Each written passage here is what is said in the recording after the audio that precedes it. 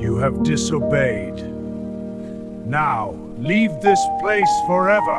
Go! What have we done? ఇక్కడేం జరుగుతుందో చూడండి. అందమైన ఏదెను తోట నుండి ఆదాము హవ్వలు బయటకు పంపివేయబడుతున్నారు. ఎందుకో తెలుసా? వాళ్ళు చాలా చెడ్డ పని చేశారు.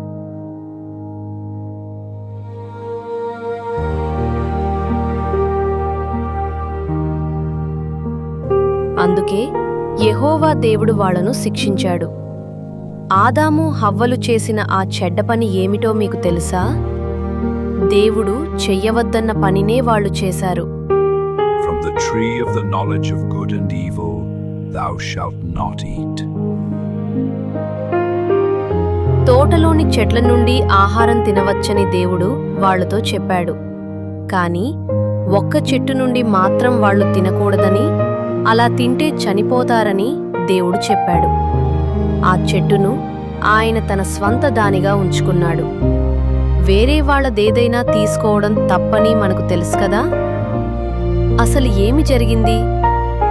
ఒకరోజు హవ్వ తోటలో ఒంటరిగా ఉన్నప్పుడు ఒక పాము ఆమెతో మాట్లాడింది. అదెలా ఉంటుందో ఒక్కసారి ఆలోచించండి. దేవుడు ఏ చెట్టు నుండి పండు తినవద్దని చెప్పాడో ఆ చెట్టు నుండే పండు తీసుకుని తినమని ఆ పాము హవ్వతో చెప్పింది. యెహోవా పాములను చేసినప్పుడు వాటికి మాట్లాడే శక్తి ఇవ్వలేదు. అంటే ఆ పామును ఇంకెవరో మాట్లాడేలా చేశారన్నమాట. ఎవరలా చేశారు? అలా చేసింది ఆదాము కాదు. కాబట్టి భూమిని చేయటానికి ఎంతో కాలం ముందు యెహోవా చేసిన వారిలో ఒకరు అలా చేసి ఉండాలి.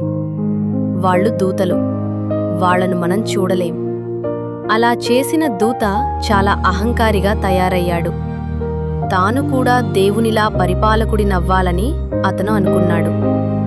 ప్రజలు యెహోవాకు విధేయత చూపించే బదులు తనకు విధేయత చూపించాలని అతడు కోరుకున్నాడు. ఆ దూతే పామును మాట్లాడేలా చేశాడు. ఆ దూత హవ్వను మోసం చేయగలిగాడు. పండు తింటే తను దేవునిలా అవుతుందని అతను హవ్వతో అన్నప్పుడు ఆమె దానిని నమ్మింది. అందుకే ఆమె, అలాగే ఆదాము కూడా ఆ పండును తిన్నారు.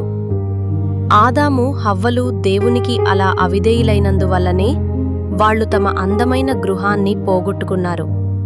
అయితే ఒకరోజు ఈ భూమంతా ఏదెను తోటలా అందంగా మారేలా దేవుడు చేస్తాడు. ఆ పనిలో మీరు కూడా ఎలా పాల్గొనవచ్చో మనం తర్వాత తెలుసుకుంటాం. అయితే ఇప్పుడు ఆదాము హవ్వలకు ఏమీ జరిగిందో తెలుసా?